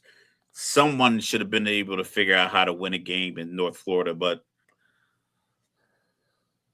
and Travis Etienne is very underappreciated. Coming into this year, there was some talk, and even for me, that maybe Tank Bigsby would take over. He's in Philly now, or I like Tootin, but hey, he's the number 10 rusher in the league this year, and you would never know it because he plays for the Jaguars, and people just don't talk about the Jaguars. No one talks about running backs. Like, go ahead. it's a rare conversation where like the running back conversation it goes Bijan, McCaffrey, Jonathan Taylor, Saquon. James Cook. I don't even think James Cook conversation is that much because like Derek, they'll talk about Saquon after a bad game or Derrick Henry after a bad yeah, game. yeah, Derrick Henry yeah. runs for 100 yards, the conversation doesn't occur. But he runs if he gets 12 carries for 44 yards, it's like, well, you only get the ball 4 times.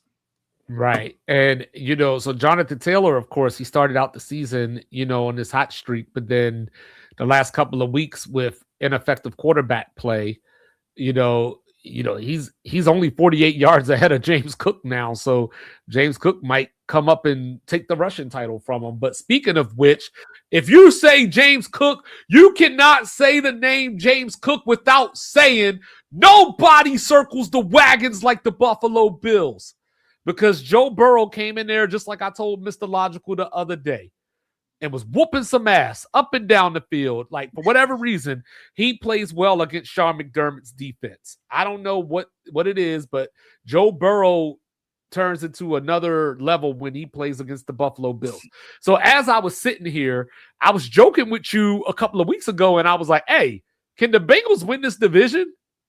And then you're like, no. And then the first half was happening, and I was like, because I'm watching Baltimore and Pittsburgh as well. And I'm like, is Cincinnati out of this? And then Joe Burrow had some of the most inexplicable plays I've ever seen. That interception to Benford, like, you could do that 100 times and that play won't end that way. And then the second interception happens. Then when they did score on the 2-point conversion, he ran into his lineman and the lineman's arm knocked the football out and he fumbled, So it was just like a mess. But the biggest thing I took away from this game, Mr. Logical, why the Bengals be treating T. Higgins like this? Listen. Get your ass back in there. When you head, like, we watched, like I said, we used to watch football growing up, 80s, 90s. I don't recall seeing a player being, like, escorted off of the field or down the sideline by, like, people not wearing shoulder pads. Like, if Emmitt Smith got a concussion, one of the offensive linemen is walking him to the bench. Somebody's coming talking to him. They're going to hit him with the smelling salt. He might miss a drive. He probably won't. But I don't know if guys were just trying steadily to keep their head up to make it seem like they weren't concussed. Because now these guys are fucking like, listen, I'm coming out the game. I'm letting you know, like, yeah, that got me. Like, when CeeDee Lamb got his head slammed last week, it was like, he was walking. It was like, I don't recall guys wobbling, but I think they were trying to just, suppress the symptoms for the cameras. But a guy bounces his head off the cold turf, cold ground, take him out. Like, he was already in concussion protocol already this year. You're more susceptible this week. One. Like he was. That's just last so week. It's like he's already susceptible to one. Bounce the head. Like, I get that you are enamored with the physical capabilities and what he could do athletically, but this guy has to be able to function. He has to be able to get himself home. He has to be able to get on an airplane. Right. That's going to be pretty tough with the pressure changing, and you have this, this fucking massive headache. Right. And, Mr. Logical, I don't know what I saw in Baltimore the other day. I have no idea to this point that we're having this conversation if that was a touchdown or not. I thought it was in real time. Like, I saw the highlight like 80 times. I thought it was a touchdown. In real time and in slow motion. But then when I saw the rule, you have to make a football move. Well, the move was keeping the ball deliberately extended away. But he had already stretched out, though. That's the problem. He had already stretched out. He had it, and he had it because he was like, I got a dude on my back. I think that was intentional. I think he never so, too. tried to bring it in. I think he knew I got a guy on my hip. I got the ball out here. I'm 6'6". I'm just gonna keep it out here. And then the guy, got to punch him, but he's like, I think he was extending the ball out. I don't think if I was the rule maker, that's a touchdown. He was gonna get punched out.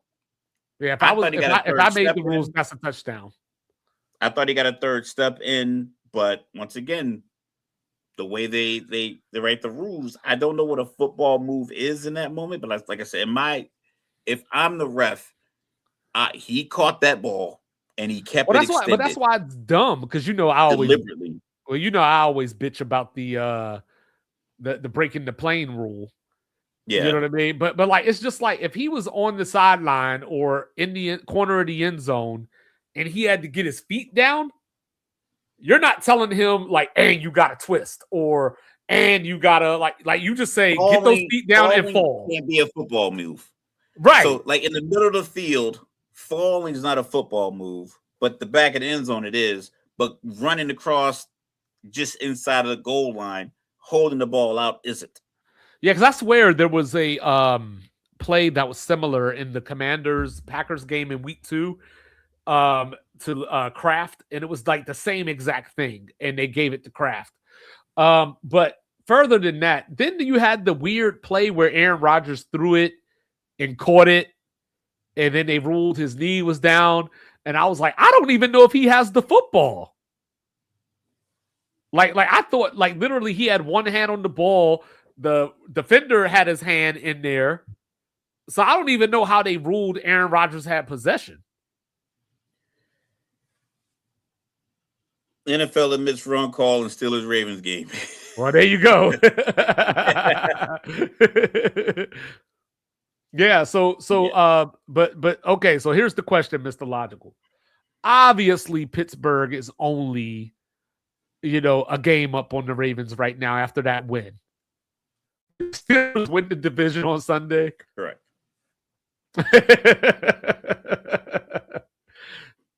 Because I don't know. I don't know if I trust Baltimore to beat Cincinnati this weekend.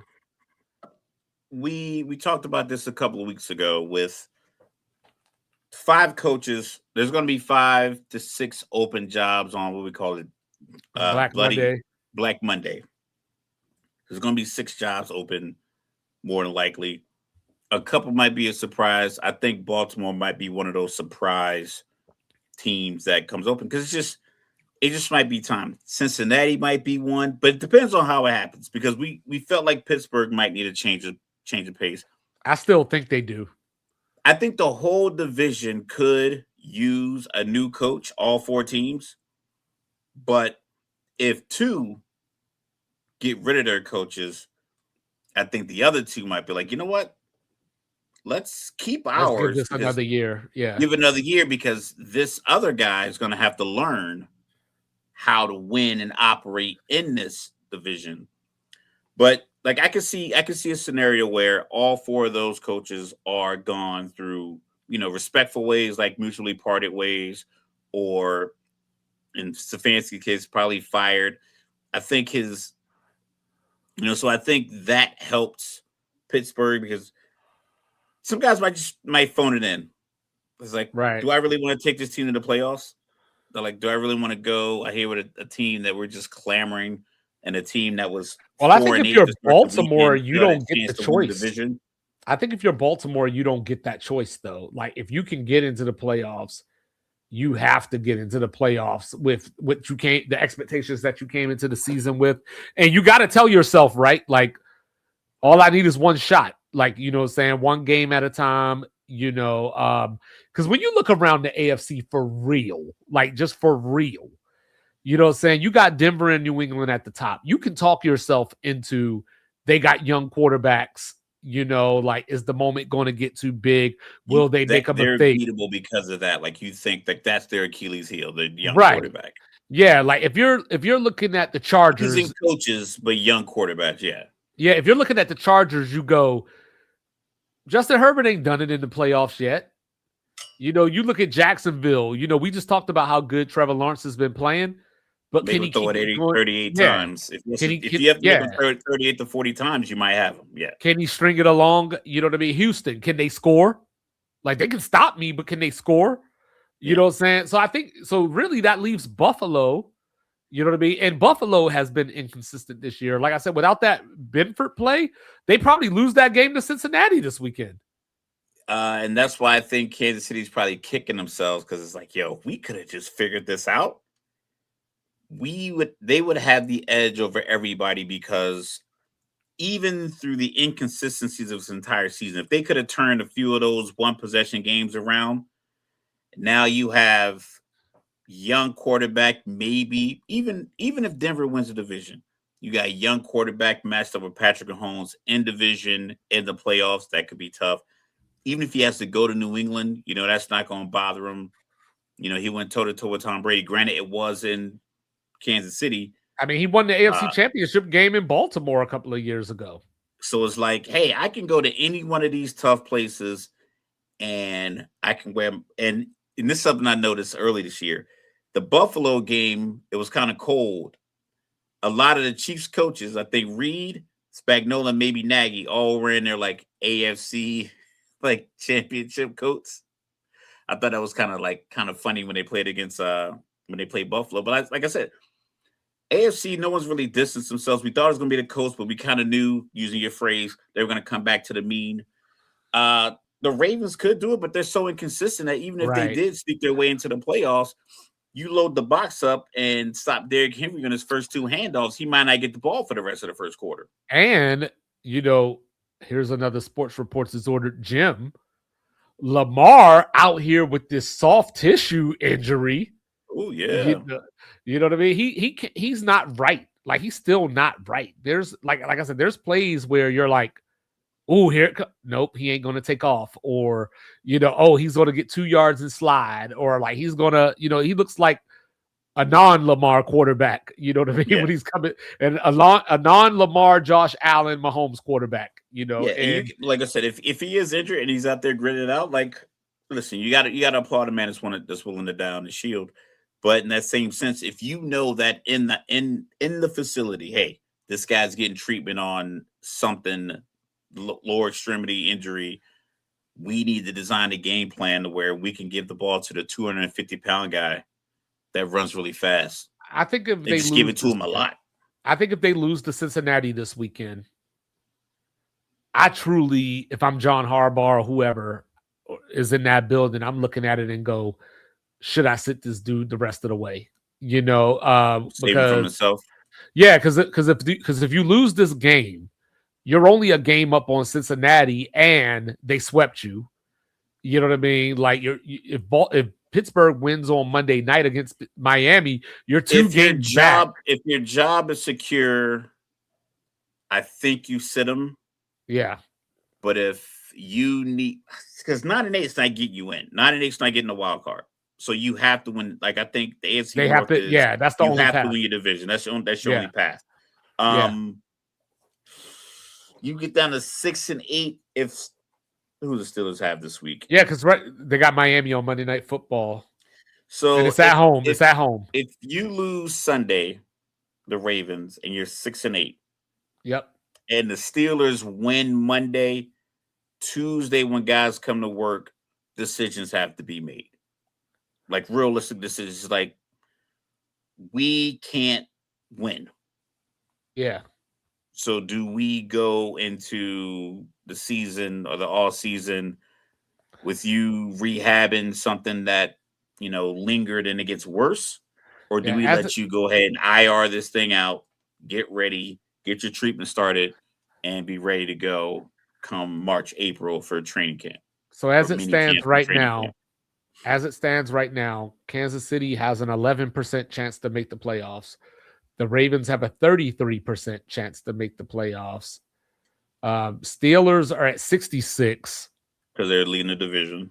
Right. So I mean, I don't know, because they easily. I don't trust Pittsburgh, so Pittsburgh could easily lose to Miami on Monday night. That's what I'm saying. If Pittsburgh loses to Miami, I think you grind it out because you still got Pittsburgh one more time too. You got Pittsburgh one more time. So if they lose and they're 7-7 and you win, now if you lose and you're 6-8 and they lose and they're 7-7, I think you roll it. I think you roll it again. But if Pittsburgh wins and you lose in division again to Cincinnati, then The look in the tiebreakers are going to mirror. work against you. Everything's going to work against you, and your only path is to win your division.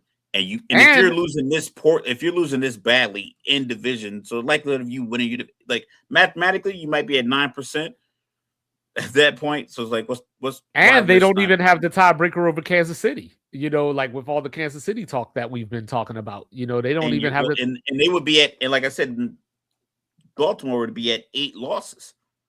Whereas Kansas City, if they win next week, so that, it's so many things that factor into it. I think the best and the easy part is that you can just be honest and let it go for the year. Yeah. You could just be like, you know what? This is not our year. Let's regroup. Whereas if you go into the last week and you think you can make it and you're just playing, I would like to know before Christmas, like, hey, January football is not your future. Cool. Let me get ready for Christmas and New Year's. So we got to do it, Mr. Logical, before we get out of here. Thursday night, Atlanta, Tampa. The Bucks. The game is at Raymond James, of course, because they played in the compressor in week 1. Is Carolina going to win this division? Absolutely. I think Tampa Bay. I think Tampa Bay squeezes this one out. I mean, it's only. I get a lot of podcasts and radio shows from Atlanta on my social media feed. I think I followed a couple on our TikTok as well. And they were talking about Michael Penix's inability to go under center. So all those games that Atlanta was playing, the offense, like I said, was predictable. Not only was it predictable, it was handicapped and predictable. You can't be both. Like, we know Peyton Manning is not going to run more than 1 RPO a month where he actually keeps the ball. You knew that. You knew Tom Brady wasn't going to be out here doing quarterback draws out of 5 wide. You know that thing. So it's like, that's not necessarily a handicap. That's just one thing you know.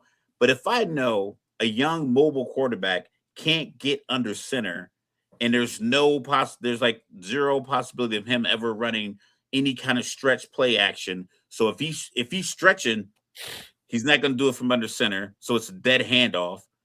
He rarely bootlegs, even though he's left-handed, which is only 2 starting left-handed quarterbacks. So you could have a definitive advantage there because teams don't see left-handed quarterbacks every week. And I don't know if they have a left-handed guy on their scout team that has an arm strength. So it's like, you could have taken advantage of that, but you had he just couldn't get under center. And now Kirk Cousins is a really nice guy, but it's not a lot of winning formula because it's like, how many plays throughout the year are guaranteeing Atlanta big plays? Like, hey, we call this our shot play. I don't know if they have one. So with that predictability, is like, if I'm a defense, I'm like, you could probably stay in the same defense all day. Right. You could just sit in cover 2, either man or cover 2 zone, and just wait because there's only certain spots you can get to when you're limited offensively. Mm-hmm. Either limit, like your play call is limited, and like your availability of talented players is limited. Yeah, that's a tough position to be in. It is. No, I think Tampa wins. They got to get back right. Hopefully they're not trying to rush Mike Evans back. Because it sounded like, originally it sounded like he was out for the season, but now it sounds like there is a shot that he could come back.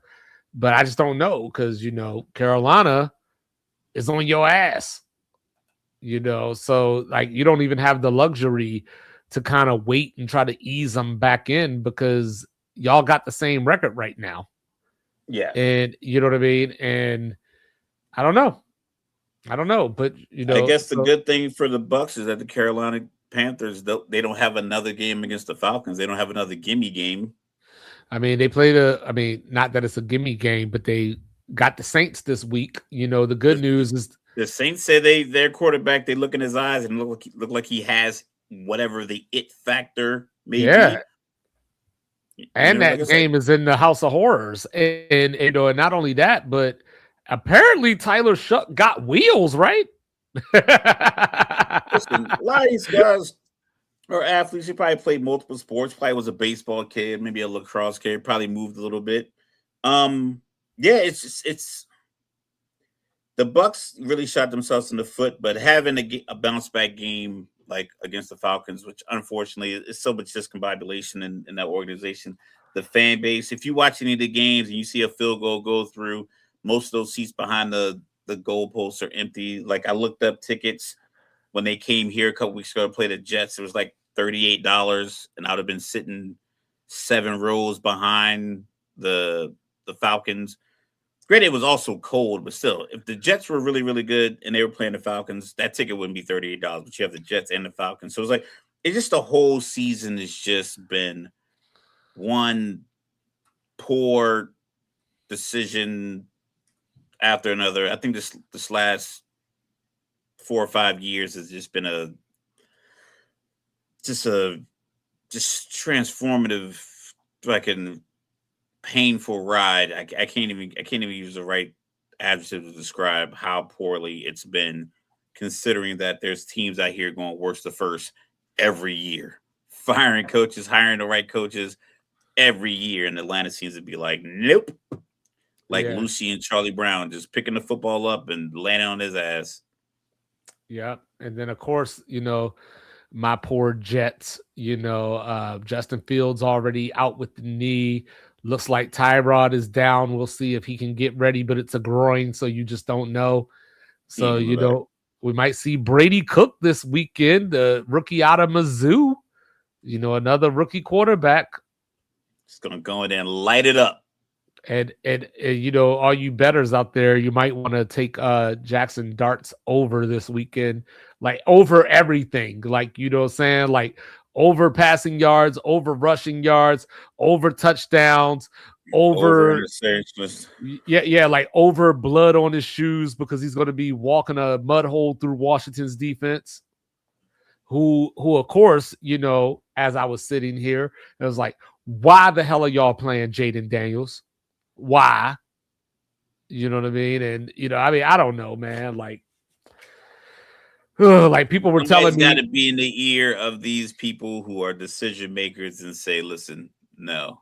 yeah, I was talking to a fellow commander the other day before the game, and he was like, "Nah, man, like Jaden got to play because you want to end the year on a high note. You know, he needs the reps anyway." No, And that's I'm what like, practice is for. no. When I saw that injury that he got, you know, against Seattle, I would have told him, I don't care if, you know, God himself healed your arm and put it back together and stitched you up. You ain't playing the rest of this year. Our season is over. You know what I mean? Like, I'm not doing it. You know what I'm saying? And then here we go. Hopefully it's not too serious. I haven't really heard much about it, but just something to think about. You know, protect your young QBs, you know, save them from themselves, you know, because of course he's going to want to play anytime you want to put him on the field. Yeah, So you know, he's not going to tell you, "Hey, coach, season's over." You know, he's going to be like, "Hey, we still playoff mathematically." we went to the NFC Championship last year, like, and we played great football to get there. Like, we beat the brakes off Detroit in our playoff game on the road. Like, and like I said, they're a fumble away from Eckler potentially, you know, tying the game up at 31. It's 31. It was 31-23 at that point. Yeah. So I can understand optimism, but you got to look at now. And the beginning of that game before it started, you were 3-9, and the last time he was in there, you're getting blown out, and he, you know, ripped his elbow out. Mm-hmm. Go ahead, man. Just wear your 5 jersey over top of some hoodies and some Nike issue Commanders pants and maybe some Jordans on the sideline over here cheering these guys on. And I'm so sorry, Zach Ertz. I'm so sorry. You know, what a career. What a career. Shame it had to end that way. So I don't know, man. I don't want to end on a somber note. So what I'll do is I'll say, Hey, did y'all see my Orlando Magic? You know what I'm saying? Let's see Desmond Bain out here acting like Bane from Batman. Yeah, he was going nuts tonight though. Like you know, because tonight is the NBA Cup semifinals, the knockout round. Yeah, or the quarterfinals. I'm sorry. Yeah. Out here like T-Rex Matt Barnes. No, he bully people. Now he had like a little mini LeBron moment where like he went like 2-3 minutes where he was just knocking down everything. You know, like he was the offense. Yeah. He finished with 37 points, 14 of 24. You know he's hot. You know, if he's shooting 24 shots. 24 times, yeah. Yeah, with Banchero on the team, you know what I mean? And, you know, so yeah. But Orlando's awaiting the winner of the Knicks and Raptors. And then over in the West tomorrow, we got the Suns Thunder and we got Lakers Spurs. You know, Wemby should be back soon, but I don't think he's going to make it back for that. But, you know, of course, we'll be back on Friday with NBA talk, some around the association. You know, we're going to have our picks because, you know, it's week 15 in the NFL. Playoffs are coming. He is the one and only world-renowned, world-famous, cool, calm, and collected. He goes by the name of Mr. Logical, and just in case you didn't know, he was born in Texas, raised in VA. He's representing New Jerusalem and New York Jets. For the right amount of money, he will come and play quarterback for you. I can hand the ball off. You know what I'm saying? Don't bring feelings to a fact fight. Don't do it. And then, of course, down here in the Alamo, I'm your unorthodox statistician going left so much you thought I was southpaw. Lamont Roach might have got robbed again. You know what I'm saying? But I am 2-5. I do believe in Joe Hendry. We love y'all so much.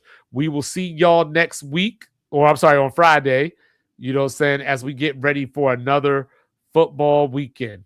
Love y'all. Sports reports, no gimmicks, no clowns. 2-5, Mr. Logical, we run this town. Real talk only, no chasing. Like, no review, subscribe. From the east to the west, it's the order we shout. Mic check, lights flash, game time, stay ready. 2 vets in the zone, keep the pressure real heavy. Big hits, big plays, yeah, we breaking it down. Truth rings in your speakers, every word is the crown. From the north side hustle to that southern flame. Midwest grind, west coast of the game. Sports talk kings, yeah, we wear that crown. Turn it up, let them know it's about to go down. Sports reports, no gimmicks, no clowns. 2-5, Mr. Logical, we run this town. Real talk only, no